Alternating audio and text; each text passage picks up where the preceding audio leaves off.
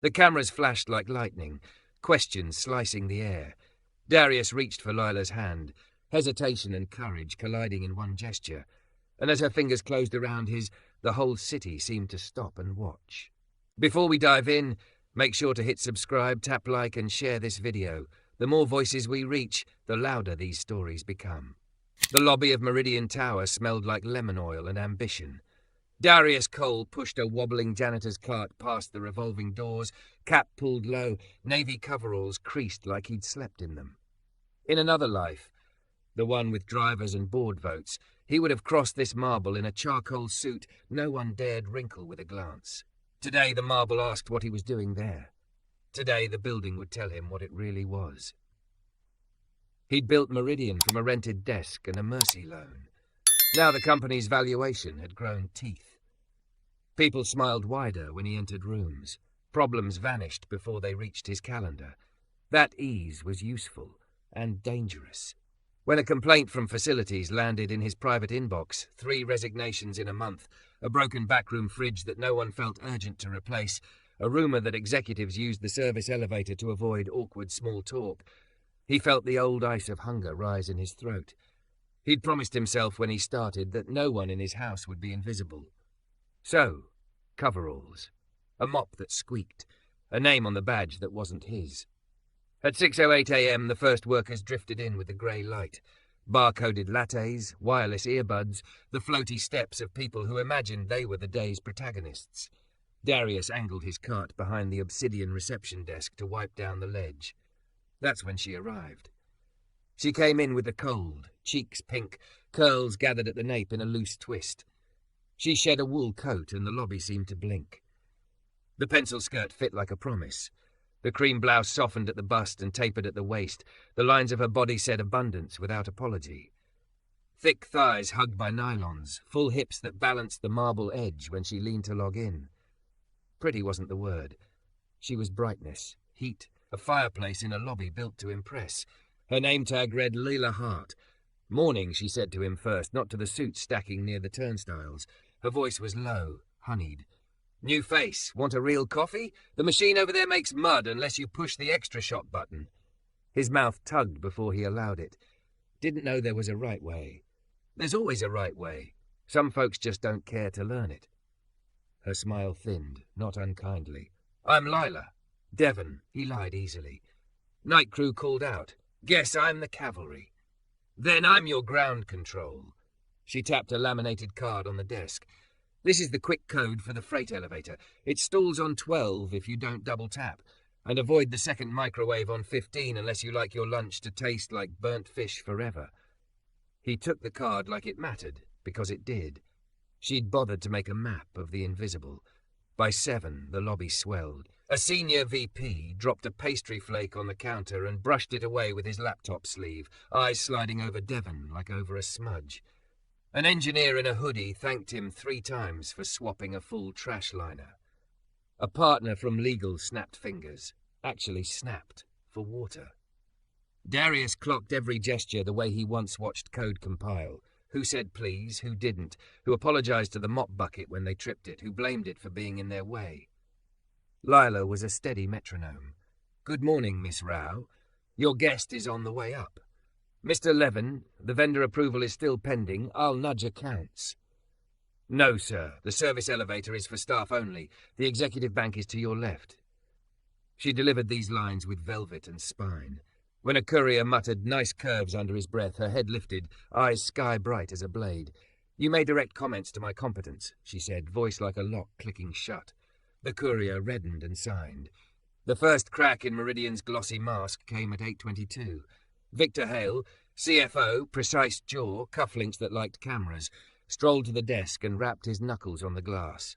Miss Hart, he said without greeting, the floral arrangement looks like a suburban wedding. He flicked a finger toward a vase of peonies blushing at the corner. Our clients are global. It's temporary, Lila said. The vendor is replacing it by 10. They shipped the wrong pallet. See that they do. A pointed glance at her blouse, one extra button undone to accommodate breath. Tidy your presentation. First impressions. Her fingers stilled above the keyboard. A flush rose, then retreated. Yes, sir. Sir, Darius tasted copper. When Victor pivoted, he nearly collided with the cart. A brief pause, a disdainful once-over, and then an airy, "Watch the marble," as if the marble needed guarding from the man who scrubbed it. He wanted, in that moment, to drop the act, call Victor by his full name the way you call a dog off a child. He didn't. He watched Lila instead. She exhaled through her nose, squared her shoulders, round shoulders that made her blouse whisper, and lifted the phone. "Good morning, Poppy and Ivy. Lila Hart at Meridian Tower.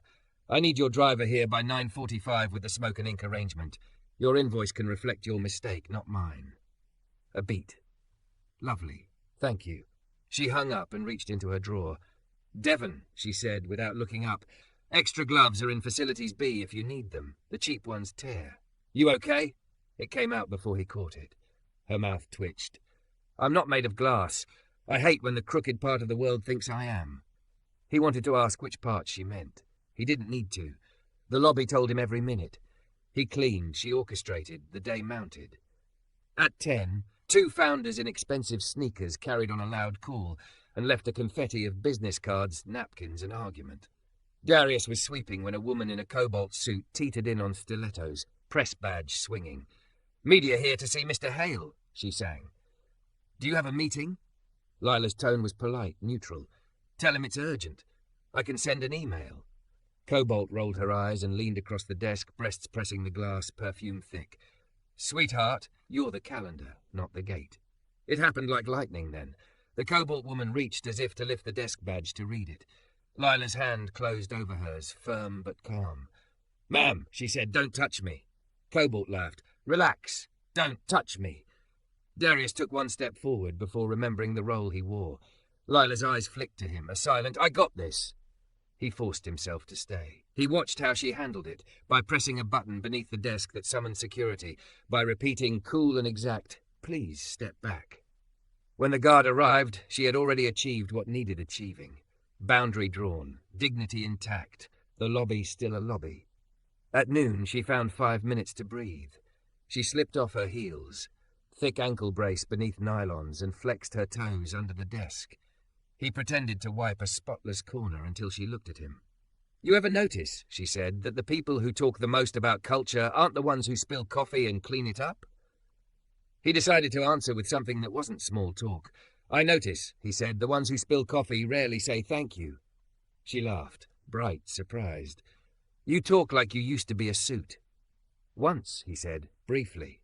He felt the lie catch on his ribs. She studied him, head tilted. Not suspicious, curious. "What'd you do before this?" "Whatever kept the lights on." Truth wrapped in a falsehood. He hated how easily it came. "Same," she said, and a softness moved through him. She told him then, not all at once, but in small squares of story. Her mother's arthritis, the night classes she planned to start in the spring, communications maybe, or design, the brother she called 3 times a day to make sure he took his meds. Her body, the one men thought they had the right to name, had been useful and beautiful, and hers long before any office taught her it was a problem to be managed. She liked the front desk because it let her take care of people. She hated it because it taught her how often that care would be mistaken for availability. In the afternoon, a storm shouldered up against the city. The windows went bruised. Thunder put a new pulse in the lobby. The freight elevator glitched. Of course it did. And a cart of catered lunches stranded between floors. Darius took the service stairs 2 at a time, wedged the doors, and coaxed the platform back with hands that still remembered the feel of tools. He passed 2 analysts huddled in a stairwell landing, one complaining loudly about janitors blocking the path like furniture. He kept going. Furniture doesn't burn. When he returned, damp at the temples, Lila mouthed thank you at him over a headset line. He nodded, chest unaccountably full. At 4:15, the day sharpened. Victor returned with a knot of investors, all sleek hair and magnesium smiles. The new arrangement, smoke orchids in a charcoal vase, had arrived on time and sat like a piece of night on the desk. Lila's blouse was buttoned the way he'd suggested, not because she agreed, but because she understood when battles weren't worth her peace. She greeted the group with that same careful warmth. Victor stopped at the flowers and gave a small performative nod, the kind you give a dog that finally sits. "Better," he said. Now if we can get security to keep vendors from fraternizing with staff. Vendors? Lila's eyebrows rose a millimetre. Like this. He flicked his chin at Darius's cart. We're hosting a major briefing. I don't want buckets in the frame. It was a sentence made of small cuts. Darius swallowed one kind of response and chose another. He reached for the cart handles, prepared to roll back to swallow the moment in the name of the experiment. That's when a voice behind the investor group said, pure and delighted, Darius? Darius Cole? Every moving part in the lobby hiccuped. Lila's head turned. Victor's eyes sharpened. The investors pivoted like a school of fish. The voice belonged to a woman from a foundation he'd funded 2 years ago. She was already crossing the marble, hand outstretched, relief on her face. We moved the meeting up an hour. Did your assistant not tell you? I'm so glad we caught you. Lila glanced at the badge on his coveralls, then at his face, then back to the woman calling him by a name that did not match the embroidery on his chest. The silence took shape, tall and sudden, between the flowers and the floor buffer. The lobby held its breath. Darius felt the whole building tilt, like an elevator that stopped 1 inch below the floor, forcing everyone to recalibrate. He turned toward the woman from the foundation. Tanya, he remembered now, quick laugh and quicker glance, and saw the shock freeze her smile as she took in the coveralls. Oh, she said softly, as if apologizing to the air. I didn't realize. It's all right, Darius said, voice even. I'll come up. Victor's gaze scissored between the name stitched on Darius's chest and the one Tanya had just spoken. He opened his mouth, closed it, and settled for a dry, practiced chuckle. Ah! Funny coincidence. He looked to the investors as if for permission to be confused. We can discuss. What you can do, Darius said, still level, is start the meeting in Conference A. I'll join you in 15. He angled the cart toward the service corridor, a retreat that was not quite a retreat. Tanya's eyes softened in understanding only an unflappable fundraiser possesses. Of course, she said brightly to the investors. Conference A it is. We're thrilled to be here. She shepherded them toward the turnstiles like sheep from a sudden thunderclap, smiling, apologizing for nothing. Victor hesitated, calculating. Then he followed, not quite sure whether he was leading or being led. That left the lobby with its original inhabitants. The guard, pretending not to listen. The air trying to return to normal. Lila, her fingers still poised over the keyboard, her eyes holding his like a question he had asked and never answered. He parked the cart behind the desk and leaned on its handle. The world steadied on the rubber wheels. I should go change, he said. I figured, she said, voice gentle. Into what exactly? Into a person who can't hide in plain sight. Her mouth tilted at one corner, not unkindly. That person's been leaking through the seams all morning. He let out a breath that wasn't quite a laugh. He wanted to explain, defend, justify. He wanted her to know the hope inside the deception, the ugliness he was trying to surface without running everyone over with his title. But the words felt greedy in his mouth. Lila, he said, and the name steadied him. Can I ask you for 10 minutes? After I... He gestured to the freight elevator, to the floors above, to a life he'd built and now had to own in the open. She regarded him the way she had regarded the rude courier, unafraid, unhurried, unwilling to surrender her dignity. If you're asking for 10 minutes to tell me the truth, she said, it's yours. He nodded, grateful in a way that made his ribs ache. 15, actually. There's a suit and a shower between here and honesty. She inclined her head toward the service corridor. Then go. I'll keep your cart safe from investor selfies. He left with the cart squeaking faintly, climbed the back stairs 2 at a time, and stepped into the private locker room off the executive floor. His reflection was a man caught between costumes, cap line across his forehead, cleaning fluid on his knuckles, the old scar at his jaw that no tailor could hide. He scrubbed his hands until the lemon stung, shrugged into navy wool that knew his shoulders, knotted a tie. By the time he entered Conference A, the investors were halfway through a slide about community synergies. Mr. Cole, Victor said, relief and performance braided into one word. We would just... Start without me, Darius said. I have something to finish downstairs. The investors blinked. Vertigo crossed Victor's face. But we'll debrief at noon. He smiled at Tanya, whose expression said she understood triage. 10 minutes. Back in the elevator, his thumb hovered over the LB button. He pressed it with something like fear. Lila was waiting with a coffee in a white paper cup the good pods employed. She'd replaced the peonies with the austere orchids, fielded 3 visitors, and collected a courier signature that would have ruined anyone else's mood. When she saw him, something in her eyes changed. Not awe, not deference. Translation. As if the sentences she'd been reading all morning rearranged themselves into a clearer paragraph. "So," she said, handing him the coffee. "You're not Devon." "No," he said. "I'm Darius Cole. The Darius Cole." No tremor, just a small emphasis, like underlining a word. "Yes," he held her gaze. "And I'm sorry."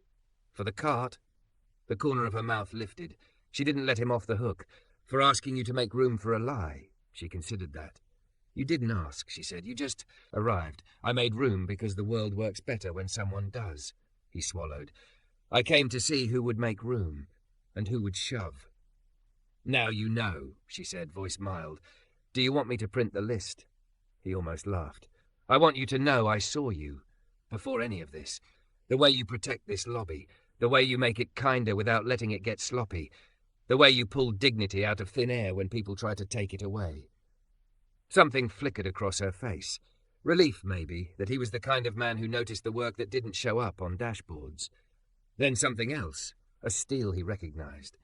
"If this is where you tell me I passed your test," she said, "skip it. I'm not here for grades." He nodded, chastened. "Fair. I didn't come to grade you. I came to grade us. Meridian. Me." Her posture softened by a hair. "Then tell me what you'll do with what you found." "Fix what's broken. Start with how we treat the people who hold the building together." He hesitated. "And ask you for dinner." That startled her. Not because she didn't see it coming, he suspected she did, but because he'd said it like a man asking for an audit. "Dinner," she repeated, a test kicked back across a desk. "After your shift. When and where you choose. No headlines, no strings. I'll sit and listen like a man who got caught and wants to deserve being caught." She studied him, a long, quiet look that saw through silk and lemon and charm. "If I say yes," she said carefully, "it won't be because you have a corner office. It'll be because the man with a mop asked like he meant it." He let the truth show in his face. He did. A delivery buzzer went off, saving them both. She slid back into motion. "Sign here, that goes there, please wait by the far column." And he stood at her desk for one more beat, grateful open in his chest like a window. By the time he returned to the investors, Victor had turned the meeting into a deference parade. "We value culture," Victor was saying when Darius walked in. "We invest in our people." The slide behind him displayed a stock photo of multiracial hands forming a circle around a seedling. Darius wanted to set the projector on fire. "Let's change the agenda," he said, taking the head chair. "We'll start with operations." Victor's eye twitch flickered like a bad fluorescent. "Operations?" "Facilities," Darius said, dropping the cap on the table like a gavel. The room noticed the scuff on the brim, the lemon tang. "Retention trends, vendor relations, respect practices." One investor cleared his throat. "Respect practices? How we ensure people with keycards and people with mops are treated like human beings," Darius said. "By policy, not personality." A few smiles tightened, a few eyes lit. Tanya's mouth curved like someone watching a long game arrive at its middle.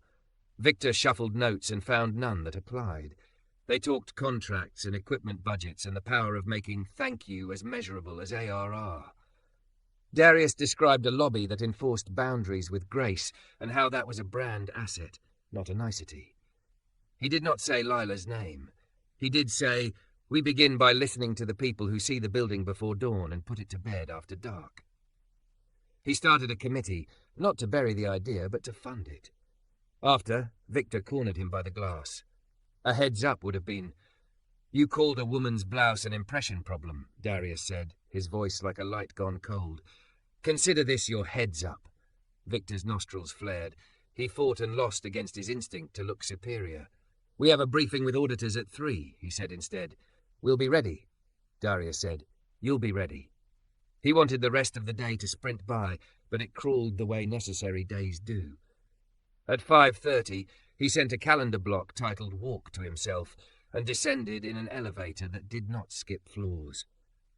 Lila was still at the desk, finishing a call with a vendor and reassuring a nervous intern that yes, the badge printer would forgive him eventually. When she hung up, she looked at him with a question he didn't deserve and wanted anyway. "I get off at 7, she said, before he could speak. "There's a place on 9th that makes pasta that tastes like it remembers the ocean. I can meet you there at 7:30. He felt something unclench in his chest. "I'll be there at 7:20, pretending to be calm.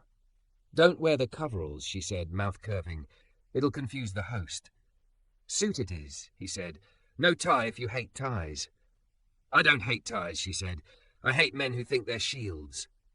He smiled with his whole face because she'd just summarized his last 5 years. "I'll bring mine for decoration only." The hour between 7 and 7:30 was the longest he'd known. He walked to the restaurant alone, no car shadowing him, no assistant ghosting texts. The city had that hour's glow, windows deciding between day and night, streetlights tasting their own electricity. He slid into a corner table and told himself not to picture her, and failed. She arrived in a black dress that moved the way her pencil skirts had promised they would. A soft coat over her shoulders, curls looser now, cheeks touched with colour that wasn't from the wind. The host glanced from him to her with the speed of a man putting 2 and 2 together and then added them again. Darius stood without thinking, the old courtesy coming up like a tide. "Hi," she said, and the restaurant got warmer. They ordered wine. He told her what he hadn't told anyone. The night he slept under his desk because the server rack overheated and nobody could afford a second one. The month he stopped recognizing himself in photos because the camera kept lying about how tall kindness was allowed to stand next to power. She told him about the options counselors offered girls with bodies like hers, all of them small, about the day she decided that what men named too much would be her exact size forever. He didn't try to fix anything. She didn't try to impress him. When the pasta came, briny, bright, alive, she moaned softly and then rolled her eyes at herself. He laughed and she laughed at his laugh, and the table became a small country where grammar bent toward relief. Halfway through dessert, his phone flashed with Victor's number. He flipped it face down. "You can get that," she said.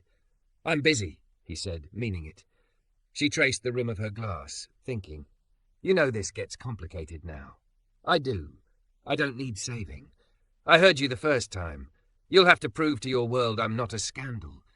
I've wanted something harder than impressing my world for a long time." The server refilled their water. Outside, the city breathed.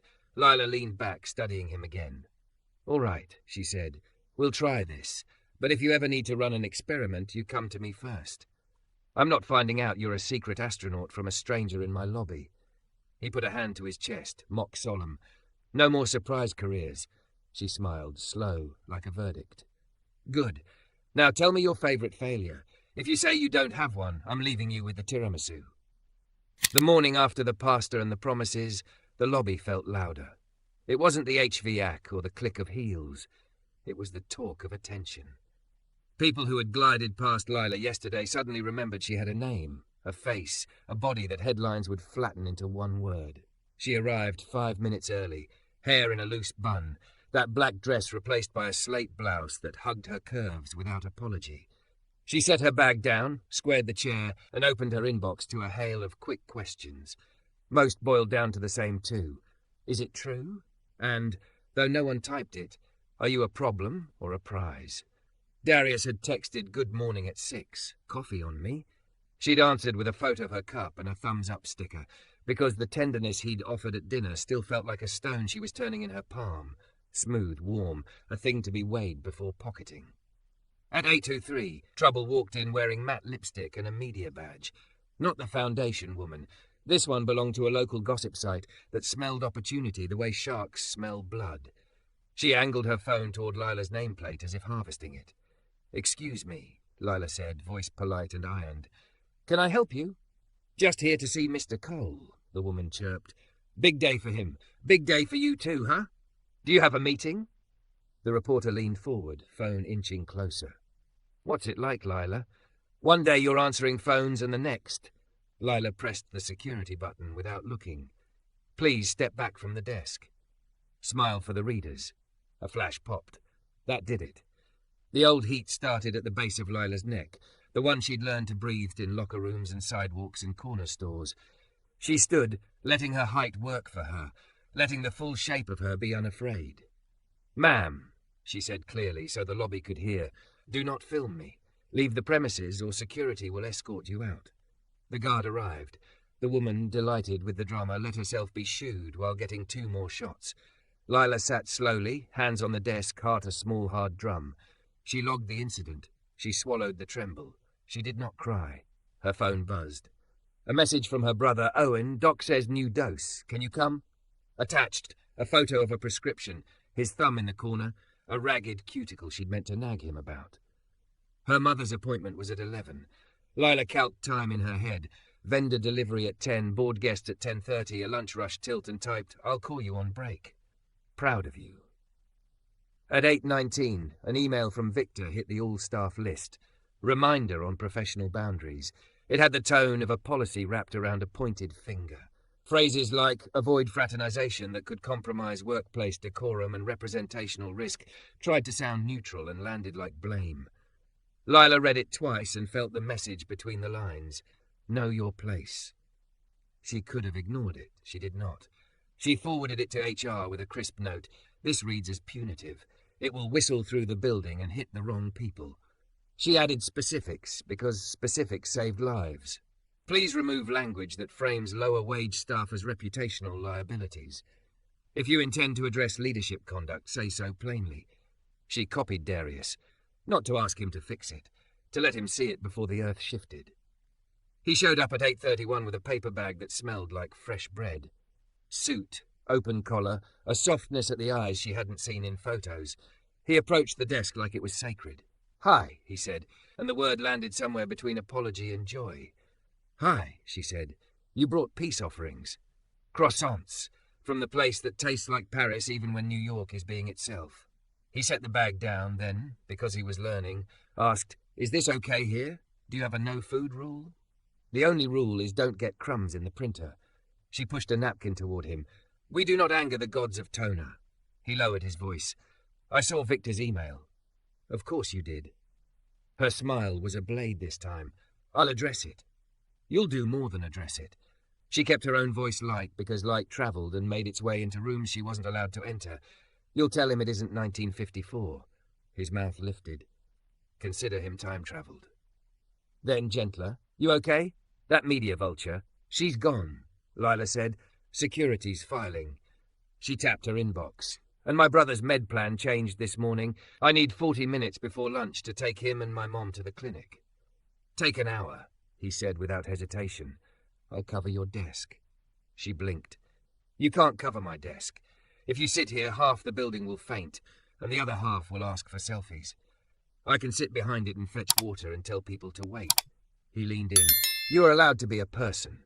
Let me be one too." She stared at him 1 heartbeat longer than necessary, checking for condescension like you check a fruit for bruises. She found none. 45, she said, "or the printer gods will curse you." He grinned, stepped back, and the lobby inhaled. By 9, the gossip item went live. Grainy photo of Lila's profile and a caption shrieking, "Billionaire CEO's secret romance." The comments crawled up her spine. "Upgrade," wrote one. "Of course it's the curvy receptionist," wrote another, like an arrow dressed as a compliment. Someone exported her Instagram photos and stitched them into a thread, grading her body out loud. The shame arrived on cue, an old trained dog, and Lila told it to heel. She closed the tab. She opened the spreadsheet for vendor logs. She breathed. At 9:40, she took her coat. "You sure?" she asked Darius, who had already untied a knot of extension cords and charmed an elderly visitor by walking her to the elevator. "I'm sure," he said, sliding onto her chair like it might reject him. "Go. Text me if you need anything." She laughed once. "I need you to tell the next person who calls me sweetheart that my name is Miss Hart." "Gladly, Miss Hart." The cab ride to the clinic was a mood ring. The driver's radio chattered about markets. Her mother hummed to herself, the tune a thread to hold. Owen stared at his hands. He was 26 and looked younger when he was scared. "It's just the dose," he said. "Doc thinks the fall made everything weird." "We'll make it unweird," Lila said, taking his hand. His fingers were cold. "I'm proud of you for calling. He made a noise halfway to a sob and halfway to a laugh. You always are. Inside, paperwork and fluorescent lights, the steady kindness of a nurse with crow's feet and a name tag that said BEA. The doctor was brisk but not cruel. He adjusted numbers, wrote a script, made a note about follow-up. Lila took photos of instructions because she'd learned the hard way that brains leak. When they left, the clouds had peeled back and the world looked washable.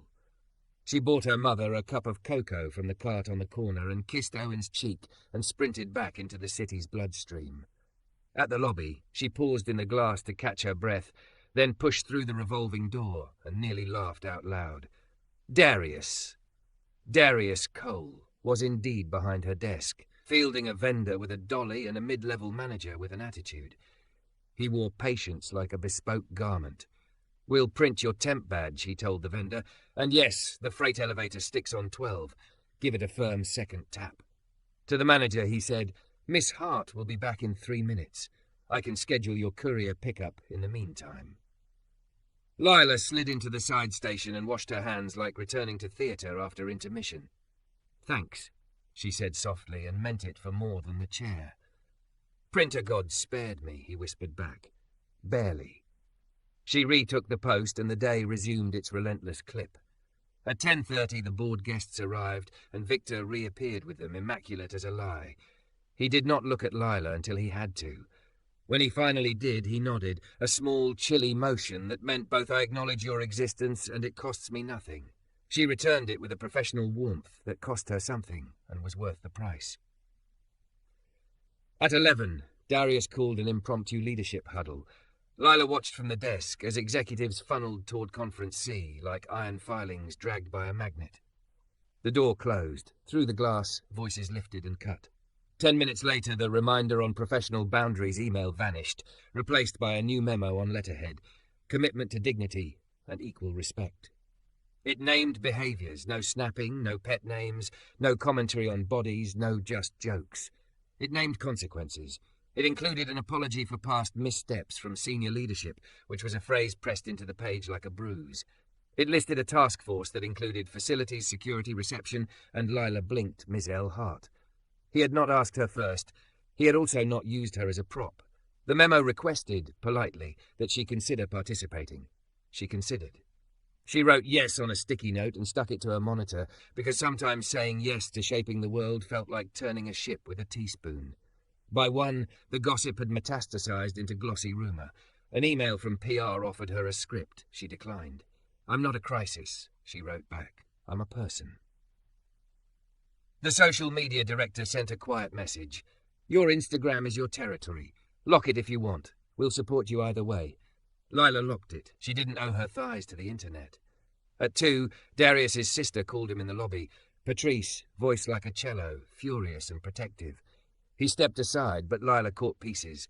Optics, and you don't have to set yourself on fire for a point, and I love you, but be smart. He listened without flinching and then said, I'm choosing the kind of smart that lets me sleep.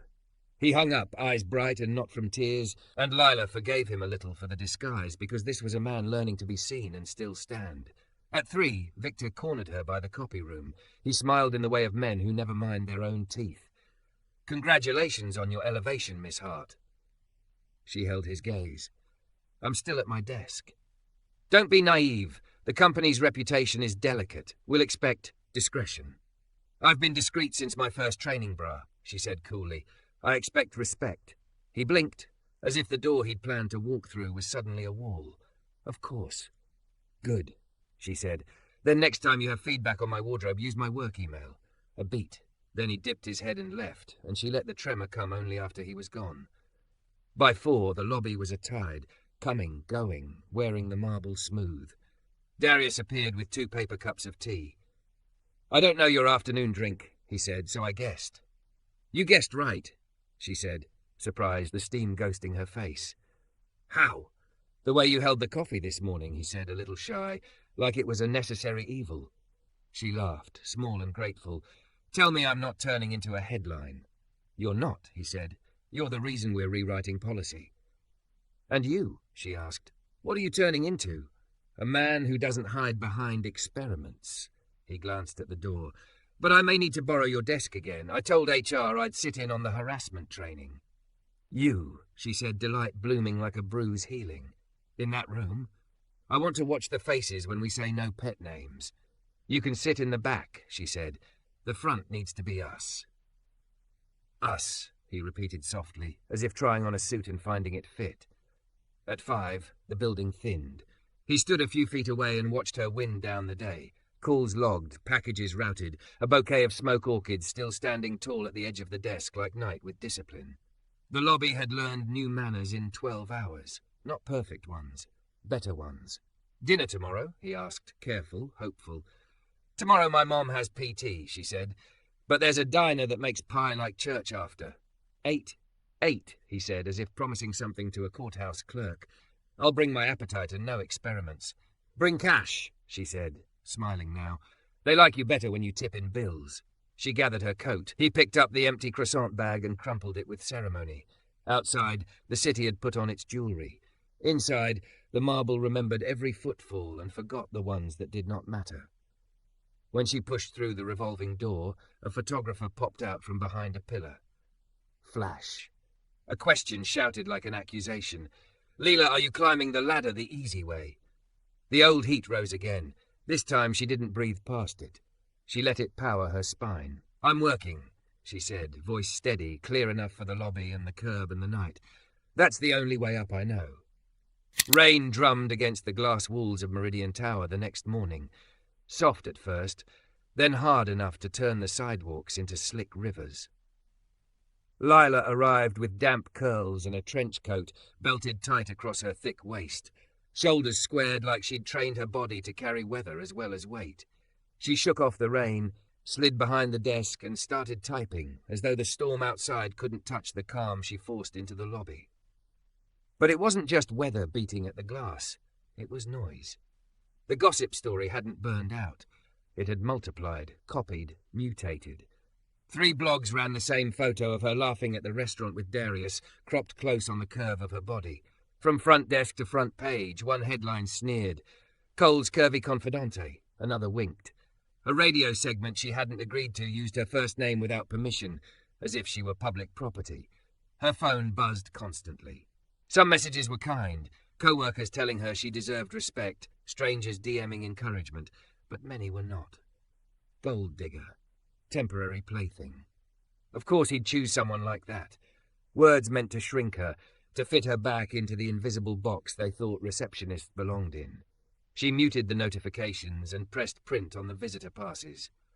When the first guests arrived, she smiled the same professional smile as always. Her job demanded she absorb noise without letting it echo. At 8:45, Darius strode through the lobby. The storm had spattered his umbrella, but his suit was immaculate. Still, there was a roughness to his face, as if he hadn't slept well. He carried himself like a man who had weighed every angle overnight and chosen the one path that made sense to him, no matter the fallout. He walked straight to her desk, leaned close enough to lower his voice. Are you okay? The question shouldn't have mattered. She'd been asked it dozens of times by people fishing for a soundbite, but from him it landed heavy because he wasn't asking for headlines. He was asking for truth. She lifted her chin. I'm here. That's all you need to know right now. He nodded once, accepting the boundary. Then he did something she hadn't expected. He turned to the lobby, where a handful of employees lingered with coffees and umbrellas. His voice carried. Good morning, he said. I want everyone to know that Miss Hart is not a headline. She's a member of this team, and she deserves the same respect as anyone in this building. If anyone has questions about me, they come to me, not to her. Heads swiveled.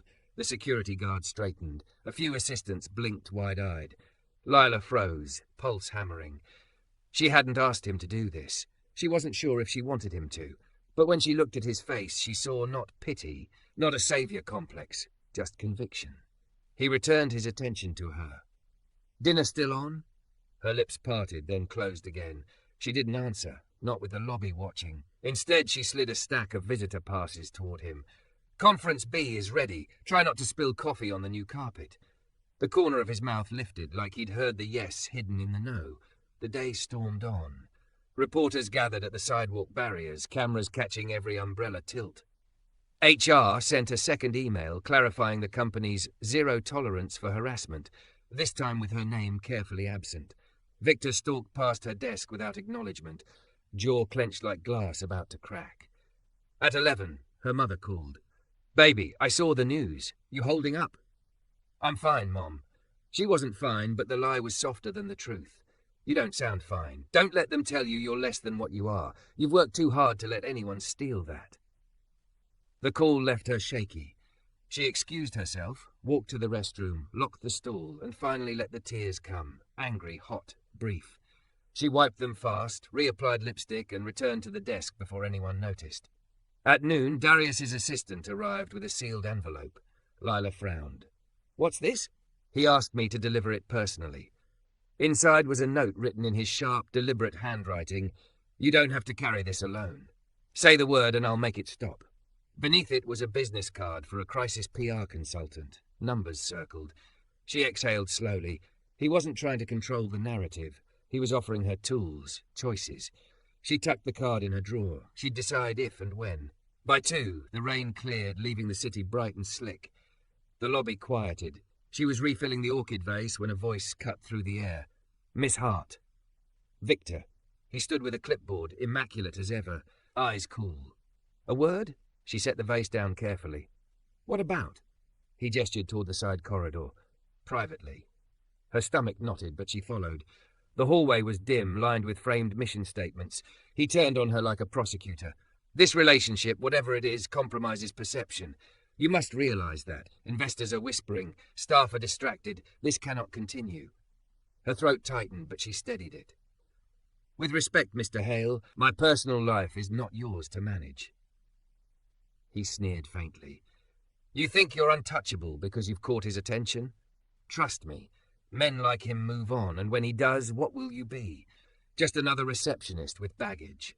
The words hit hard, not because she believed them, but because they echoed the same ones in her DMs, in the comments, in every whisper she'd overheard. For a second, she almost wilted. Then something inside her clicked. She stepped forward, close enough that he had to tilt his head back slightly to meet her eyes. "What I'll be is still standing. Can you say the same, Victor? Because every word you just spoke would get you fired if anyone else heard it." Colour crept up his neck. "Be careful," he hissed. "No," she said, voice low, steady. "You be careful." Then she turned and walked back to the lobby, heart pounding but unbroken. At 4, she found Darius waiting by her desk. "Walk with me?" She hesitated. Everyone would see. Then she thought of Victor's words, of the gossip, of the headlines, and she realized that hiding would give them power. So she stood, grabbed her coat, and joined him. They walked out the front doors together. Cameras clicked, shouts rose, questions, accusations, jokes. Darius ignored them, his umbrella tilted to shield her from the glare. He leaned close, voice just for her. "We can end this tonight. Press statement, boundaries, whatever you need." She looked up at him, at the man who had been a stranger in coveralls and was now a storm of his own. "What I need," she said, "is for you to stop trying to fix it all. Just be in it with me." His eyes softened. Always. They walked past the cameras, past the questions, into the wet shine of the city. For the first time since the stories broke, Lila felt her spine straighten without effort. Not because of him, but because of herself. Still, when he reached for her hand, she didn't pull away. And when the flashbulbs caught it, she didn't care.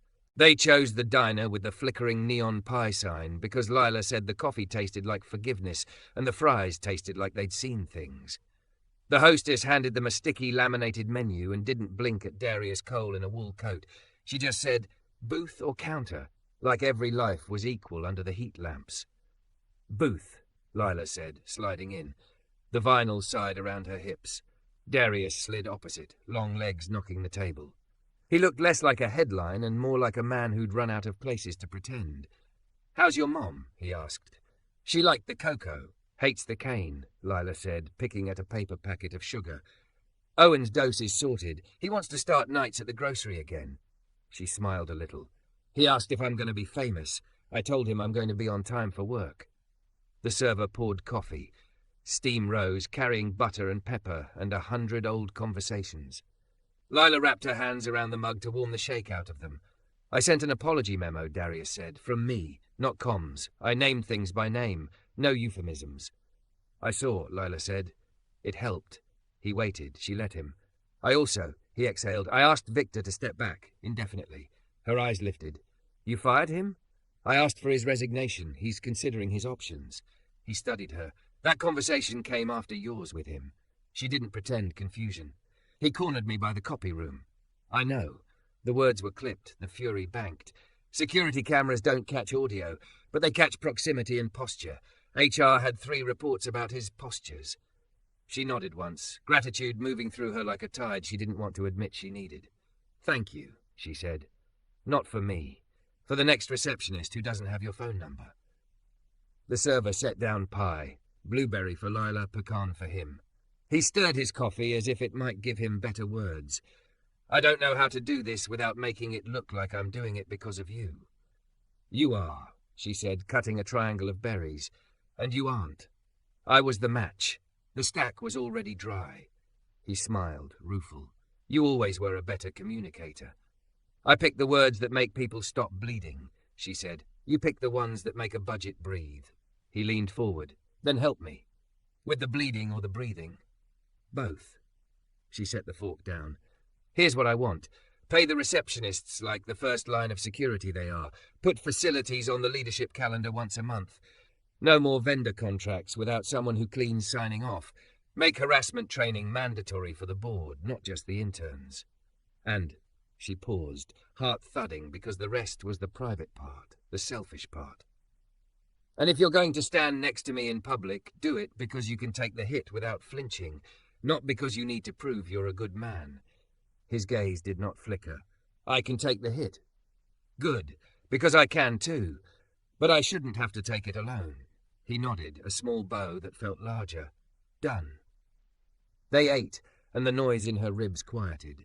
When they were done, he reached for the bill because he was raised that way, and she slid a 20 under the sugar caddy because she was raised by a woman who knew how far tips travelled.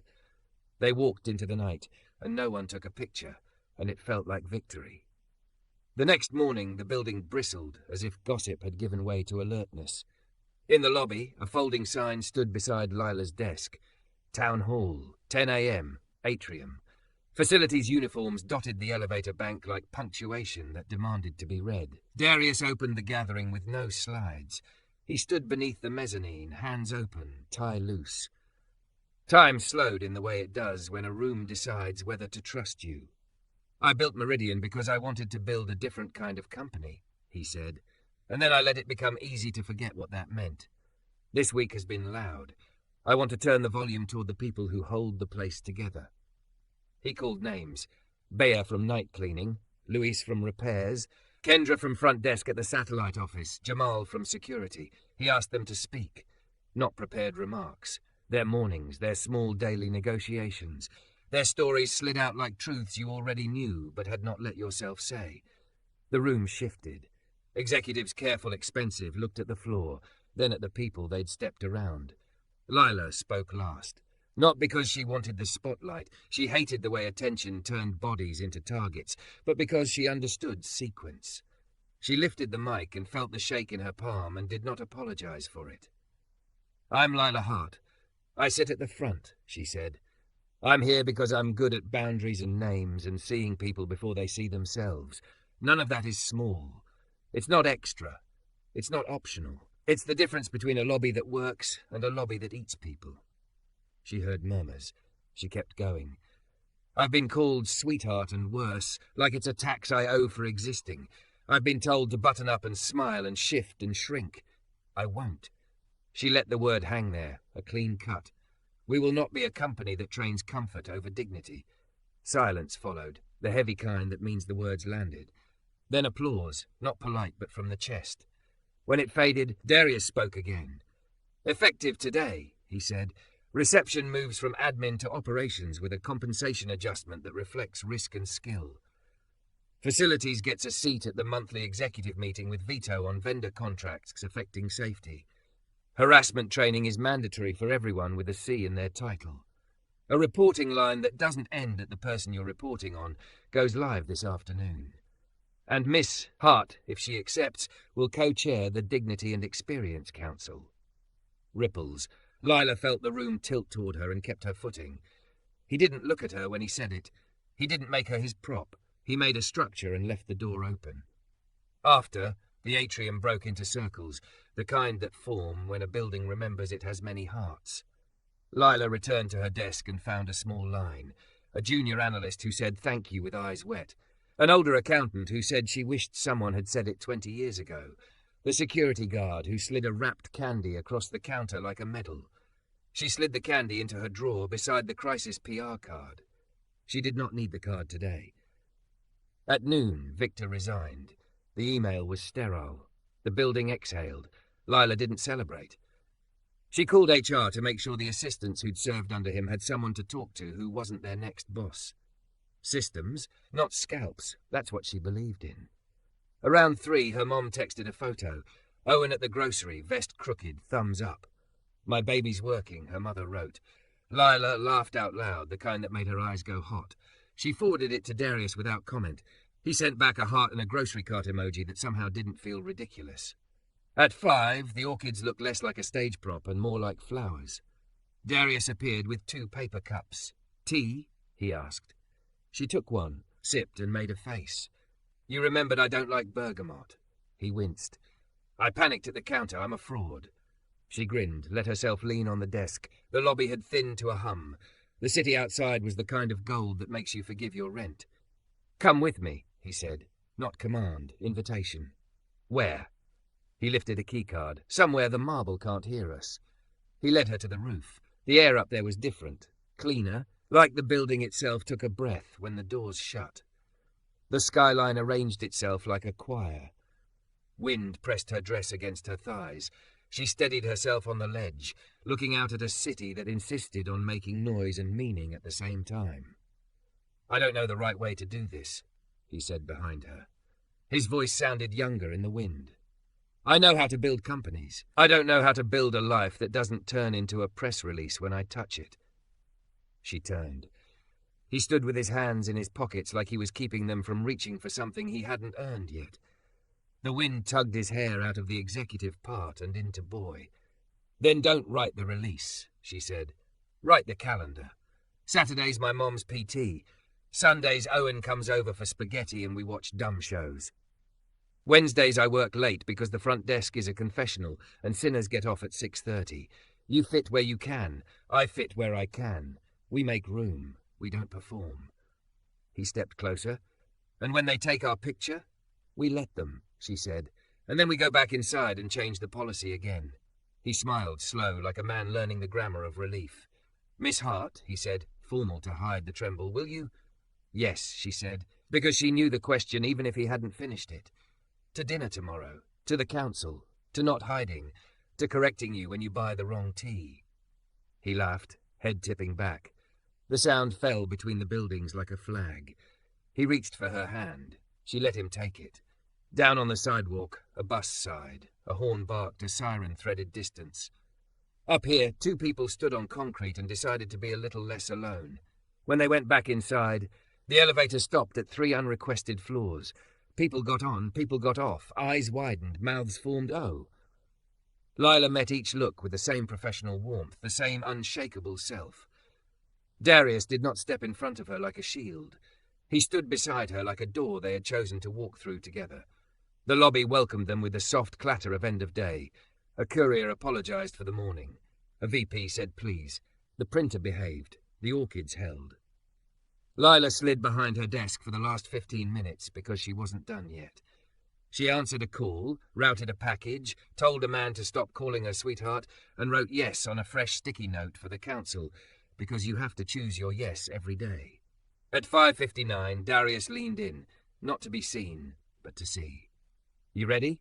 She checked the inbox one last time. She stood, took her coat and nodded. I've been ready since the day I learned to say no. Then she smiled, the kind that changes a room's temperature. Let's go get pie.